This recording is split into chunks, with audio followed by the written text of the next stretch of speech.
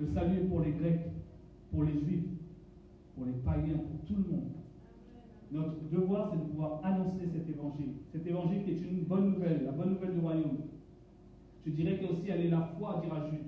Jude, chapitre 1, verset 3, il est dit, cette foi qui nous a été transmise une fois pour toutes. C'est la foi de l'évangile.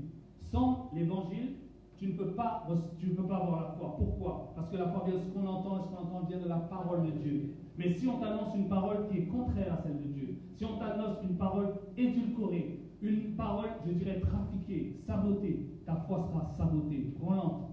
Et Paul a dit, si vous ne retenez pas dans les termes dans lesquels je vous ai annoncé l'évangile, vous aurez cru en vain. Imagine-toi, lorsque, pour ceux qui sont dans des religions, je dirais, comme le catholicisme ou ailleurs, ou d'autres religions, pas avoir peur de dire les mots. Qui sauve? C'est Jésus, le chemin, la vérité et la vie. Amen. Marie était la mère porteuse. L'Esprit est venu sur elle, mais elle était la mère de Jésus dans le sens où elle l'a enfanté, elle l'a mis au monde, elle a servi, comment dirais-je, de base pour que Dieu puisse déposer la semence, pour que cette semence voie le jour humainement, pour qu'il ait l'apparence d'un homme, pour qu'il représente l'humanité. Amen. Mais son poste s'arrête là, son rôle s'arrête là. Elle a eu des frères, Jésus a eu des frères, la parole le dit. Puisque si elle a eu des frères, ces frères ne sont-ils pas parmi nous? Ce n'est pas mon propos aujourd'hui. Ce que je veux vous dire, c'est que Jésus seul sauve. Ce n'est pas Jésus et celui à côté.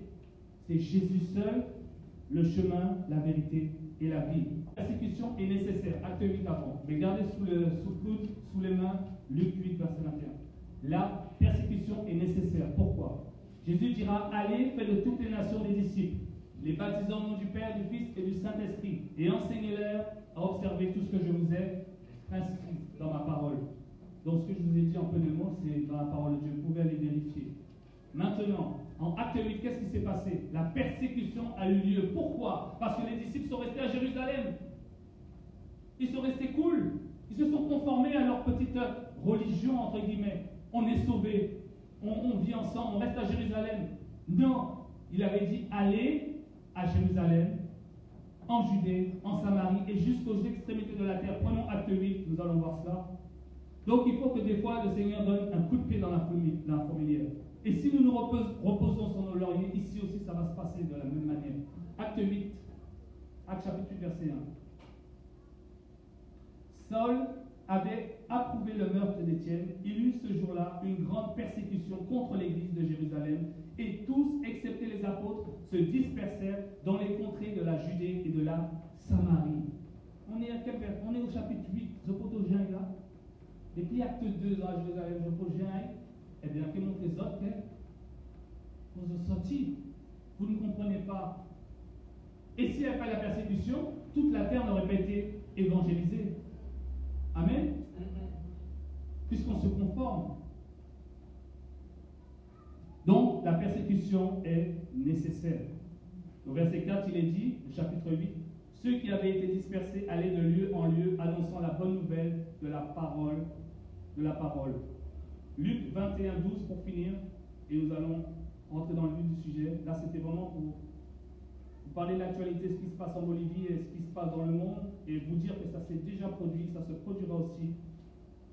Nous en subirons aussi ces méfaits de la persécution, c'était averti. Luc chapitre 21, verset 12. Il est dit, mais avant tout cela, on mettra la main sur vous et l'on vous persécutera, on vous livrera aux synagogues, on vous jettera en prison. Attends, c'est Jésus qui a dit ça? Et je vais suivre Jésus, je vais aller en prison? C'est que j'ai la foi. C'est que je crois qu'il est la résurrection et la vie.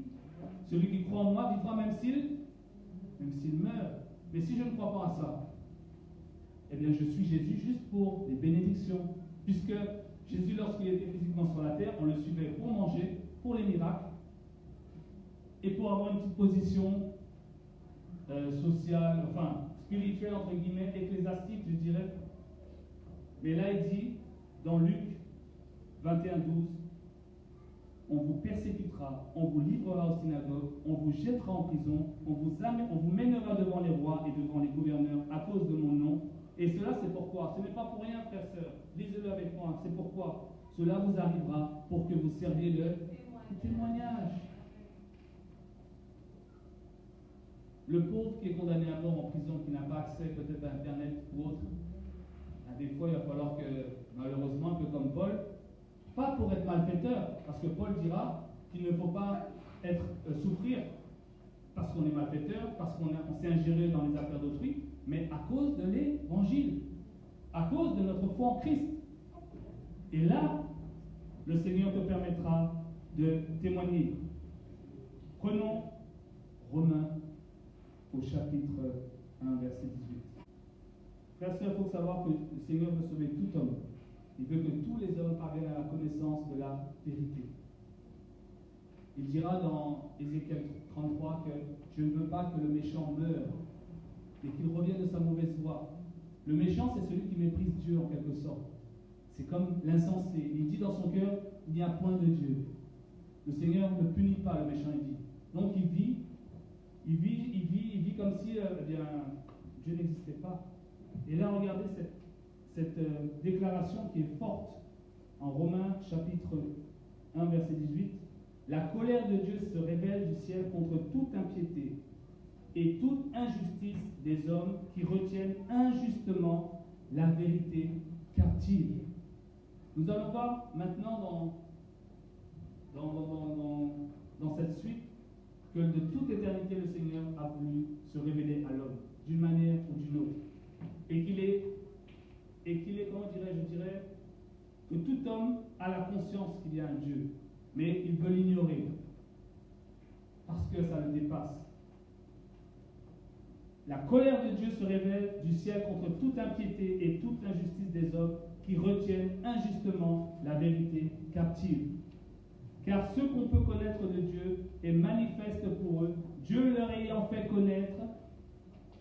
En effet, les perfections invisibles de Dieu, sa puissance éternelle et sa divinité se voient comme à l'œil nu, depuis la création du monde, quand on les considère dans ses ouvrages. Verset toujours 20. Ils sont donc inexcusables. Les hommes sont inexcusables. Dieu a toujours mis en œuvre des moyens pour que l'homme puisse le reconnaître, puisse l'accepter. Le Seigneur a fait les hommes droits, mais ils ont cherché beaucoup de détours. Verset 21. Car ayant connu Dieu, ils ne l'ont point glorifié comme Dieu. Ils ont reconnu qu'il y avait un Dieu, mais ils n'arrivaient pas mathématiquement, rationnellement, à déterminer sa hauteur, sa longueur, sa largeur, comment il est. Donc finalement, ils se sont dit, on va faire autre chose. On va faire autre chose. Et qu'est-ce qu'ils ont fait? Ils ne l'ont point glorifié comme Dieu, et ne lui ont point rendu grâce, mais ils se sont égarés dans leurs pensées. Et leur cœur sans intelligence a été plongé dans les ténèbres. Se vantant d'être sages, ils sont devenus fous. Et ils ont changé la gloire du Dieu incorruptible en image représentant l'homme corruptible, des oiseaux, des quadrupèdes et des reptiles. Au lieu d'adorer le Créateur, ils ont adoré la créature. Combien de statues ont été adorées? Combien de religions ont été créées? Mais tout cela dans un esprit irrégénéré, dans un esprit pervers. Pourquoi? Il est dit quoi? Verset 24. C'est pourquoi Dieu les a livrés à l'impureté selon les convoitises de leur cœur. Ainsi déshonorent eux-mêmes leur propre corps. Ils n'ont pas voulu reconnaître que Dieu existait. Ils n'ont pas voulu marcher comme Dieu le demandait. Donc qu'est-ce qui s'est passé? Dieu leur a dit, faites comme vous voulez. Puisque finalement, vous ne voulez pas m'écouter. Comme vous savez, faites. Mais leur cœur est plongé à ce moment-là dans les ténèbres.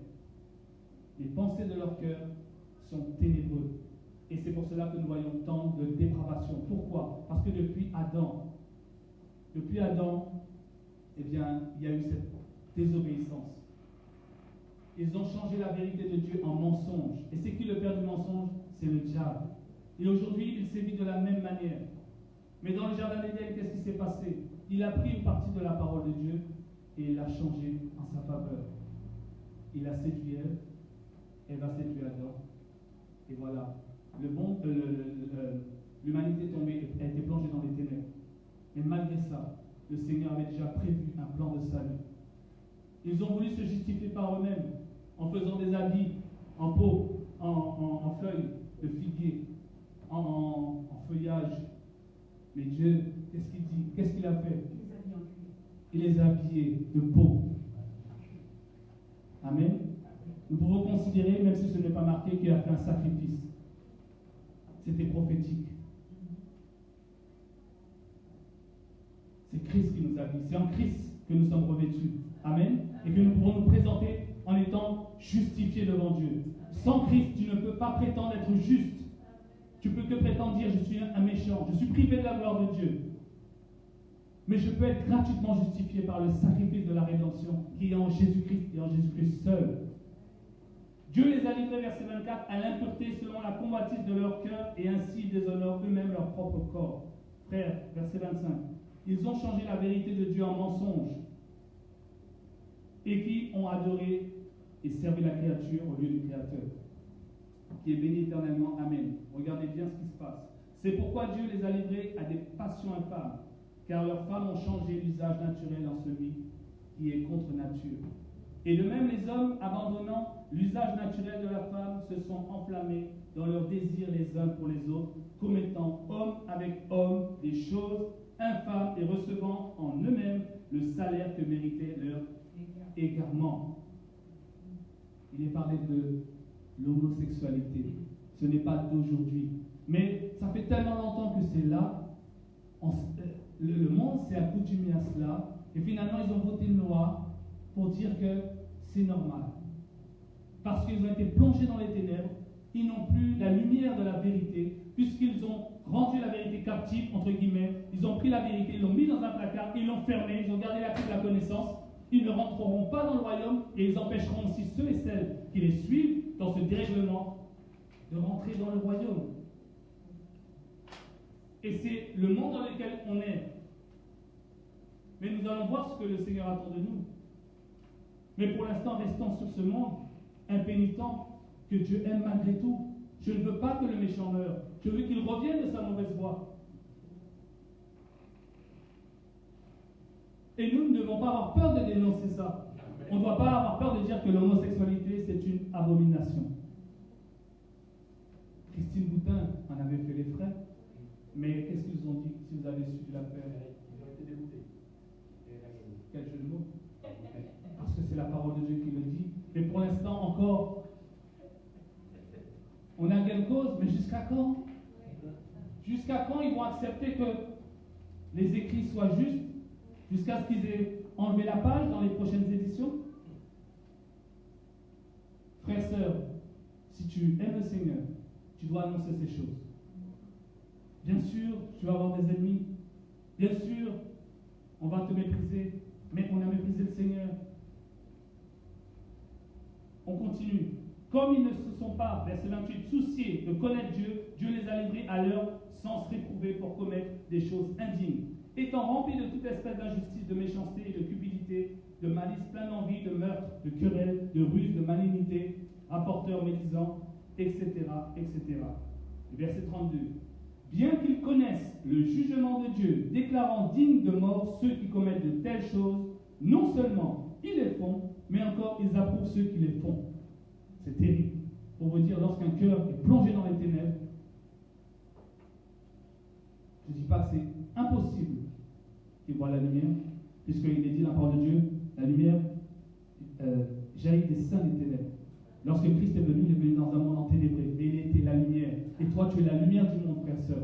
Donc si tu as Internet, si tu as la possibilité encore d'avoir un maire docile qui te prête une place publique, qui te permet d'évangéliser, eh bien fais-le. Maintenant, s'il n'est pas docile, eh bien, mon frère, il vaut mieux plaire à Dieu qu'aux hommes. Parce que malheur à nous si nous n'annonçons pas l'évangile, puisque Dieu nous redemandera le sang. Dans Ézéchiel, il est parlé clairement. Et on va dire qu'on est sous la grâce, donc Dieu ne va pas faire ça. Mais regardez Paul, qu'est-ce qu'il dit? Je suis libre du sang de vous tous. Je vous ai tout dit. Je ne vous ai rien caché. Et frères, sœurs, je ne veux rien vous cacher. Parce que moi, j'aurai des comptes à rendre. Comme vous aurez des comptes à rendre.